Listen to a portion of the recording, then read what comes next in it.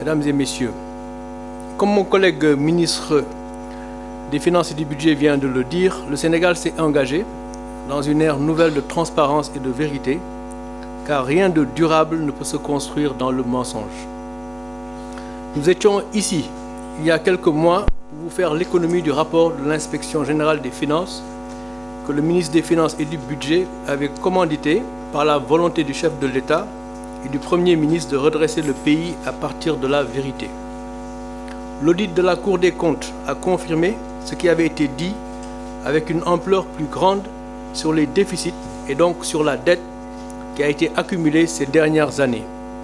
Cette dette était à 99,7% du PIB à fin 2023. Beaucoup de dépenses ont été engagées en dehors des circuits budgétaires normaux et sans autorisation parlementaire. Ceci a été rendu facile par des pratiques budgétaires qui consistaient, d'une part, à effectuer des transferts budgétaires dans des comptes de dépôt de l'État afin de pouvoir effectuer des dépenses supplémentaires non autorisées et pouvoir assurer le service de la dette cachée, contractée sans autorisation parlementaire. Certaines de ces dettes, dans une moindre mesure, venaient du secteur bancaire local, mais surtout de décaissements sur des projets financés sur ressources extérieures parce que l'argent était disponible auprès des partenaires. Pour donner un caractère légal à ces pratiques, les autorités sortantes donnaient des lettres de confort ou des lettres de couverture budgétaire afin que les travaux en question, non prévus par les lois de finances votées, puissent se faire. De ce point de vue, il est important de comprendre que ce n'est pas parce que des ressources sont disponibles chez des partenaires qu'il faut les mobiliser, surtout pour des projets qui ne sont pas productifs. Ce n'est également pas parce que des ressources sont disponibles qu'il faut les mobiliser, surtout si la conséquence est une accumulation de dettes que vous risquez de ne pas pouvoir rembourser puisqu'elles n'étaient pas prévues dans vos capacités. Ce sont ces pratiques que nous avons arrêtées. Mesdames et messieurs, ce qu'il faut donc retenir est que les déficits élevés que vous avez constatés dans le rapport de la Cour des comptes par rapport à ce qui avait été annoncé par l'ancien régime sont des régularisations pour constater ces dépenses extra-budgétaires. Ces mêmes régularisations se sont poursuivies en 2024 et c'est pourquoi le déficit de l'année 2024 est également élevé, mais il s'agit en bonne partie de régularisation pour payer des travaux qui ont déjà été exécutés et qui étaient en cours d'exécution à notre arrivée et qui ne pouvaient donc s'arrêter immédiatement. Il y va de même du déficit budgétaire de 2025 qui est projeté à 7,1% du PIB. Ce déficit sera ramené à 3% du PIB dans un horizon raisonnable, de telle sorte à réduire également la dette à 70% du PIB, comme demandé par les critères de convergence de l'UEMOA, également dans un horizon raisonnable. Les projets qui seront inclus dorénavant dans le budget seront strictement ceux alignés à la vision 2050 et compatibles avec les lois de finances. Ce message que je viens de livrer est important et mérite répétition. Le travail qui a été fait est un travail de régularisation pour pouvoir constater l'origine du stock de la dette que nous constatons aujourd'hui et qui ne souffre pas d'équivoque chez les banques et chez les partenaires du Sénégal. Une fois cet état de fait compris, c'est-à-dire la connaissance du stock réel de la dette, qui est de 99,7% du PIB en 2023, quelle va être la trajectoire à l'horizon 2029-2035? La dette sera ramenée à 70% du PIB dans un horizon raisonnable, comme je viens de le dire. Elle sera donc sur une trajectoire baissière.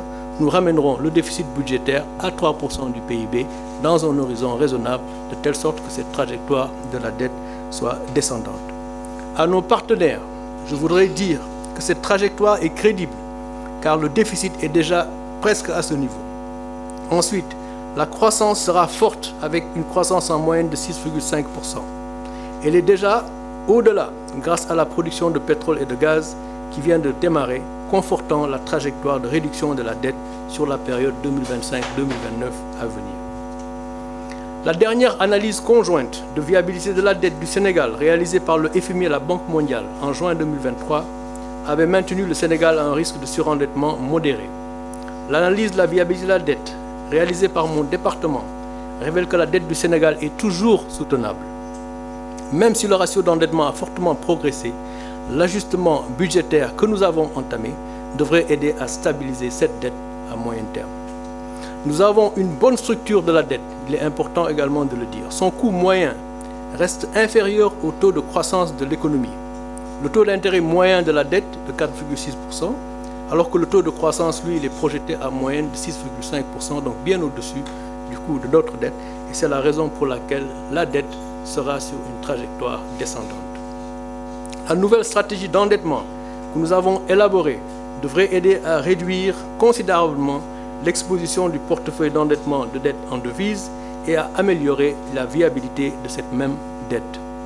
Nous allons attirer les non-résidents sur notre marché en monnaie locale afin d'approfondir notre marché en collaboration avec la Banque centrale dans un environnement de stabilité macroéconomique.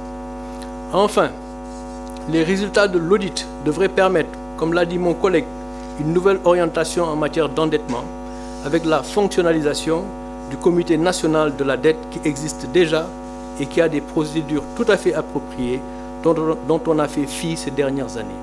Si les procédures du Comité national de la dette étaient suivies comme prévu, nous ne serions pas dans la situation dans laquelle nous sommes et ce comité sera donc actionné et fonctionnera tel que prévu. Le ministre des Finances et du Budget s'assurera également, comme il vient de le dire, que le front office de la gestion de la dette sera unifié avec un back-office dans une seule entité, il vient de le dire dans ses propos.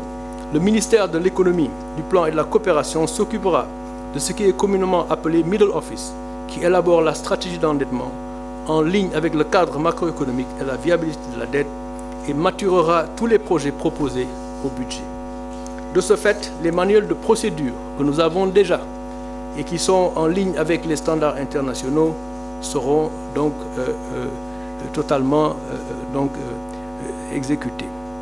La Direction générale de la comptabilité publique et du Trésor, compte tenu de ses aptitudes spécifiques liées notamment à ses interactions avec les marchés et ses prérogatives en matière de comptabilité de la dette, devra assurer aisément l'exécution des activités propres au front et au back-office. C'est également ce que le ministère des Finances et du Budget vient de dire. La Direction générale de la planification et des politiques économiques s'occupera du middle office, c'est-à-dire l'élaboration des stratégies d'endettement compatibles avec le cadrage macroéconomique. La Banque centrale, elle, sera consultée par les différentes fonctions de gestion de la dette. En ce qui concerne la vision Sénégal 2050 et la mise en œuvre de nos projets, le Premier ministre vient de finaliser un processus de sélection des priorités et les ministères vont finaliser leurs lettres de politique sectorielle d'ici la fin du mois de février pour un alignement parfait. L'avenir sera ce que nous en ferons comme Sénégalais. Si nous mobilisons nos ressources internes par la contribution de tous en échange de biens et services publics de qualité, la vision 2050 se réalisera. Un Sénégal souverain, juste et prospère, dans des valeurs fortes, par des territoires viables et compétitifs, base d'une économie endogène mais ouverte sur le monde. Je vous remercie.